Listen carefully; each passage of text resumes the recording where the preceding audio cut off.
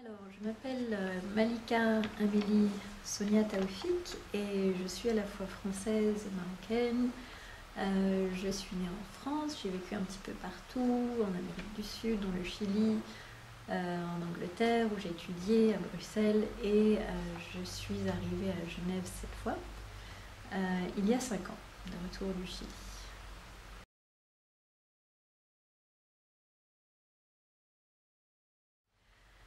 Je suis officier juridique, c'est l'appellation officielle de ma profession au sein de l'Organisation des Nations Unies et plus particulièrement pour le programme des Nations Unies pour l'environnement dans un secrétariat qui s'occupe de 3 traités internationaux, les conventions de Bâle, Rotterdam et Stockholm sur les produits chimiques et déchets dangereux.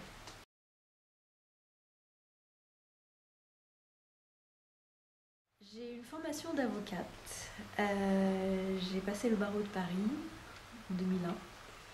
Mais je suis spécialisée en droit international, donc c'est ce qui explique l'endroit où je travaille actuellement. Donc je suis aussi spécialisée dans les nouvelles technologies, d'où le fait que je travaille dans ce domaine-là, plus particulièrement de l'environnement et des produits chimiques.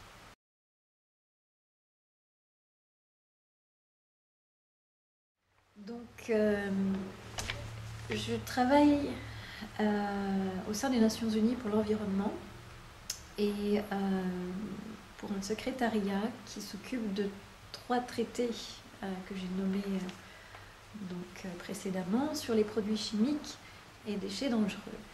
Et mon rôle en tant qu'avocat au sein de cette organisation et dans ce cadre-là, c'est surtout un rôle de conseil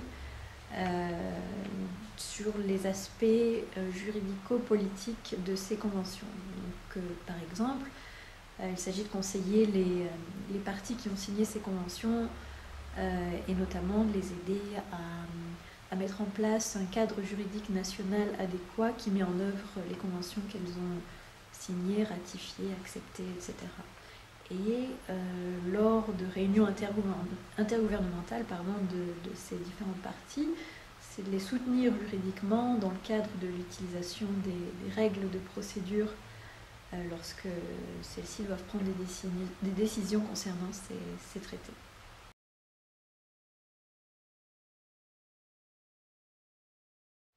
Alors c'est une longue histoire qui a commencé quand j'étais adolescente, enfant, où en écoutant un petit peu autour de moi ce qui pouvait se passer au niveau international, c'est là que j'ai commencé à développer un intérêt et une passion pour toutes les questions internationales. Et je me suis dit que ce serait bien de faire de ma vie plus tard, d'évoluer dans cette sphère-là, dans la coopération internationale, et d'œuvrer pour la paix surtout, à travers ce type de profession et d'être avocate en droit international.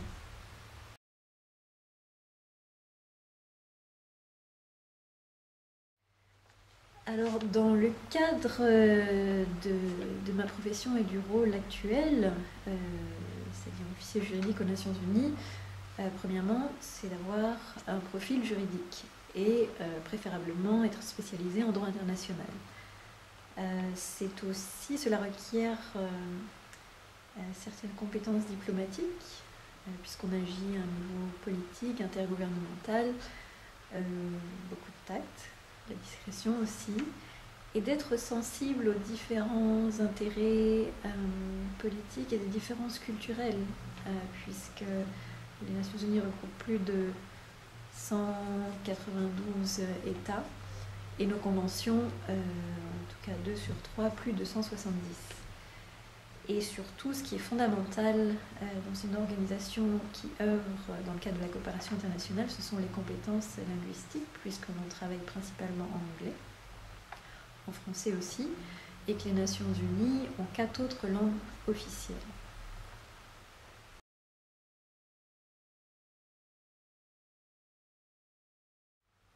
Alors, à mon avis, je dirais qu'un même aspect peut avoir des côtés positifs et négatifs.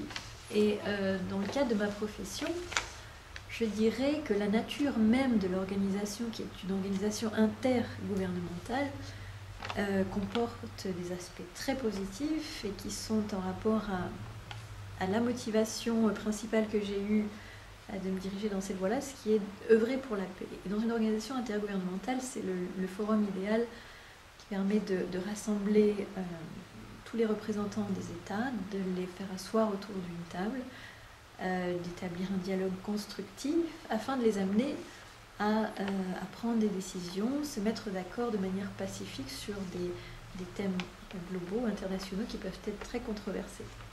Le côté négatif de ce même aspect, donc de la nature intergouvernementale de l'organisation, c'est qu'avec les règles qui sont propres au processus décisionnel et qui sont le consensus, voire l'unanimité, il est parfois très difficile et très lent de faire avancer les choses.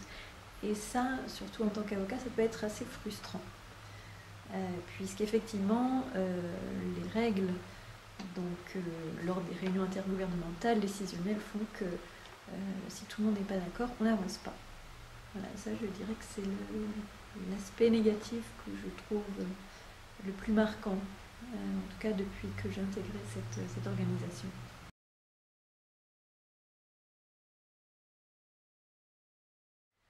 Alors il existe deux aspects surtout. Premièrement, c'est la mission d'assistance technique, assistance juridique technique que l'on a menée en équipe avec des collègues et d'autres experts en Côte d'Ivoire. Nous sommes allés sur le terrain à plusieurs reprises, en 2009-2011 notamment, suite à l'affaire du Probo Koala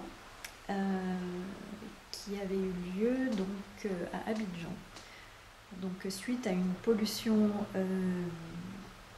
de produits chimiques et de déchets dangereux, il a fallu mener ce type de mission afin d'assister, d'apporter notre aide aux autorités nationales pour mettre en place un cadre juridique et technique qui permet d'éviter ce genre de pollution qui a quand même causé pas mal de dommages sur la santé et l'environnement.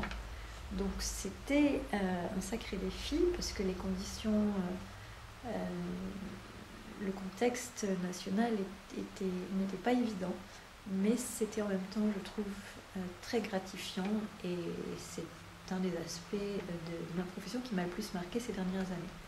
Le deuxième, cela rejoint un peu les réponses que je vous ai données à une question précédente, c'est dans le cadre des réunions gouvernementales qui ont lieu chaque année et qui consistent en un véritable travail d'équipe, que ce soit collègues, représentants des États qui se déplacent par délégation, c'était justement d'accompagner juridiquement et sur d'autres aspects ces réunions qui impliquent un travail continu sur 1 voire 2 semaines, jour et nuit, et donc de conseiller, de soutenir le processus décisionnel qui se fait dans le cadre de ces réunions intergouvernementales. Ça, je trouve que c'est un des aspects les plus marquants en tant qu'officier juridique aux Nations Unies.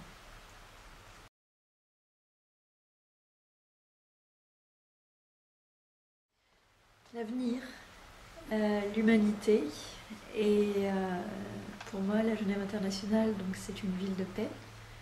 Et dans la continuité de ce dont je vous ai fait part, c'est une ville de paix où effectivement on peut œuvrer pour un futur et un avenir meilleur et œuvrer pour l'humanité tout entière, notamment dans le cadre de cette coopération internationale, dans le cadre d'une organisation comme l'ONU. Pour moi, c'est ça.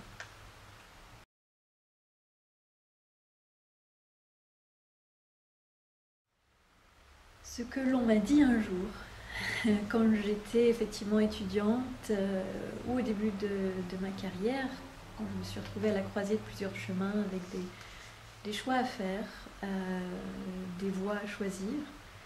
Et je pense que le meilleur conseil qu'on m'a donné, c'était de suivre mon cœur et donc de faire ce que j'aime.